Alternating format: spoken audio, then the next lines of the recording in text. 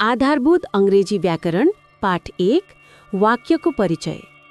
नमस्कार सबैलाई। हामी आधारभूत अंग्रेजी व्याकरणको पहिलो पाठमा स्वागत गर्छौं। आज हामी अंग्रेजी वाक्य कसरी बनाउने र व्याकरण किन आवश्यक हुन्छ भन्ने कुरा सिक्नेछौं। पहिले हामी व्याकरण भनेको के हो भन्ने बुझौं है त। इंग्लिशमा ग्रामर भनेको कुनै खेलको नियम जस्तै हो। जब हामी अंग्रेजी बोल्छौं वा लेख्छौं, ग्रामरले हामीलाई शब्दहरू कसरी ठिक ठाउँमा राख्ने भनेर सिकाउँछ। उदाहरणका लागि, शी इज माई फ्रेन्ड सही वाक्य, शी माई फ्रेन्ड इज गलत क्रम। ग्रामरले हामीलाई शब्दहरूको ठिक स्थान सिकाउँछ। अब हामी वाक्यको संरचना सेन्टेन्स स्ट्रक्चर बारे पनि जानौं है त। हरेक वाक्यमा दुई मुख्य भाग हुन्छन्। पहिलो सब्जेक्ट, जसलाई हामी कर्ता भन्छौं, र प्रेडिकेट, जसलाई हामी विधेय भन्छौं। वाक्य कुन व्यक्तिबारे वा वस्तुबारे हो भन्ने कुरा यसले जनाउँछ। उदाहरणको लागि, रिता प्लेज फुटबल।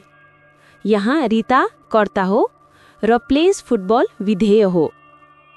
वाक्यका प्रकारहरू टाइप्स अफ सेन्टेन्सेस बारे पनि बुझौं है त। मुख्यतया 4 प्रकारका वाक्य हुन्छन्।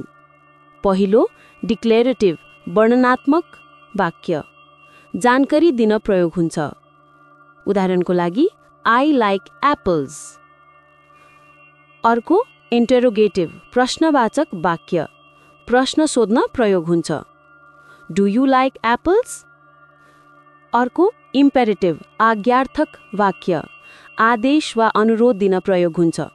उदाहरणको लागि, इट योर ब्रेकफास्ट।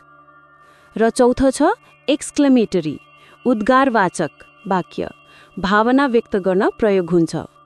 उदाहरणको लागि, वाओ दिस इज अमेजिङ।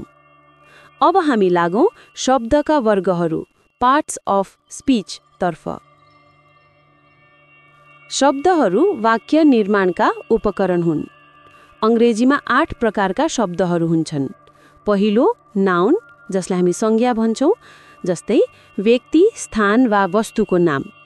उदाहरणको लागि, डग, स्कुल, बुक। अर्को प्रोनाउन, जसलाई हामी सर्वनाम भन्छौं, संज्ञाको सट्टामा प्रयोग हुने शब्द, जस्तै ही, शी, इट। अर्को वर्ब, जसलाई हामी क्रिया भन्छौं, कार्य जनाउने शब्द, जस्तै रन, इट, प्ले। अर्को एडजेक्टिभ, जसलाई हामी विशेषण भन्छौं, संज्ञाको गुण बताउने शब्द, जस्तै बिग, रेड, ह्याप्पी। अर्को एडवर्ब, जसलाई हामी क्रिया विशेषण भन्छौं, क्रियालाई वर्णन गर्ने शब्द, जस्तै क्विकली, स्लोली। अर्को प्रेपोजिसन, जसलाई हामी पूर्वसर्ग भन्छौं, सम्बन्ध देखाउने शब्द, जस्तै इन, अन, एट।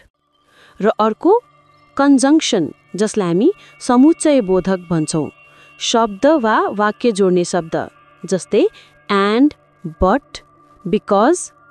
र लास्टमा इन्टरजेक्सन, जसलाई हामी उद्गार बोधक भन्छौं, भावना व्यक्त गर्ने शब्द, जस्तै ओह, वाउ। यी सबै हामी विस्तारमा अर्को पाठमा सिक्नेछौं। अब सानो अभ्यास गरौं है त। म केही वाक्य पढ्छु, तपाईले कर्ता र क्रिया छुट्याउनुहोस्। पहिलो, द क्याट स्लिप्स। कर्ता द क्याट, क्रिया स्लिप्स। दोस्रो, दे आर रिडिङ बुक्स। कर्ता दे, क्रिया आर रिडिङ। धेरै राम्रो। यो पाठको सारांश समरी। आज हामीले सिक्यौं, व्याकरणले वाक्यलाई सही बनाउन मद्दत गर्छ। हरेक वाक्यमा कर्ता र विधेय हुन्छ। वाक्यका 4 प्रकार हुन्छन्। अंग्रेजीमा 8 प्रकारका शब्द पार्ट्स अफ स्पीच हुन्छन्। अबको पाठमा हामी नाउन र प्रोनाउन विस्तारमा पढ्नेछौं। धन्यवाद सबैलाई आजको कक्षामा सहभागी भएकोमा। दिनमा केही सरल अंग्रेजी वाक्य अभ्यास गर्न नबिर्सनुहोला। यसरी नै तपाईको अंग्रेजी सुधारिन्छ। अर्को कक्षामा भेटौँला।